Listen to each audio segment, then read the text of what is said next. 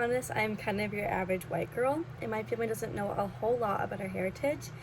There are a few gaps, mostly because of adoption, and partly because our roots go so far back in the US that it's gotten lost over time.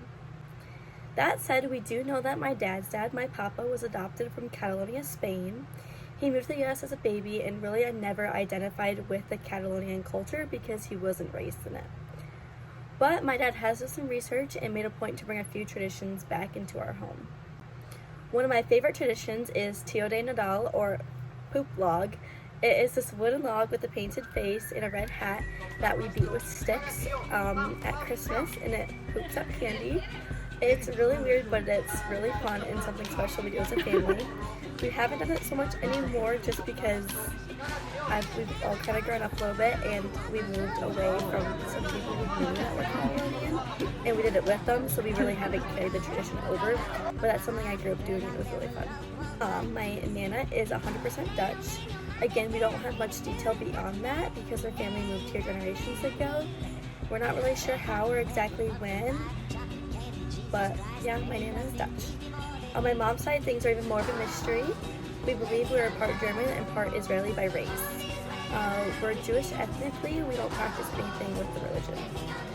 Most of that we learned through DNA tests rather than family stories. Because of that, I've realized my identity does not come from heritage or race. Instead, it's shaped by where I've lived and who I'm surrounded with. Growing up, especially in early childhood, Erik Erikson's theory of psychological development really applies to my life. In the stage of industry versus inferiority, which happens in elementary years, I had a strong sense of confidence because I was surrounded by a huge family. I have 9 aunts and uncles on my mom's side, and they all have kids. We spent weekends, went to church together, and basically did life as one big unit. That gave me a strong support system and helped shape me into someone who is very social and loves to be around people and children. When I was 6, we moved from Michigan to Texas. That was a big turning point. Texas culture is so different in a good way. I experienced what some people call Southern hospitality and Southern charm. Everyone is so kind and respectful. There's a strong sense of manners, like saying yes ma'am, yes sir, especially in the school system. It gave me a new perspective on how to treat people. In that time, I also went through Erikson's identity versus role confusion stage. It's all about figuring out who you are in adolescence. While my dad stayed back in Michigan for work, my mom had 2 jobs, so I lived with my neighbor's family for a little bit. They had 5 kids and I became their 6th. That experience taught me so much. I learned how to adapt and connect with other people outside my family, and I built a strong moral and social values from constantly being surrounded by others. It helped shape how I interact with people today.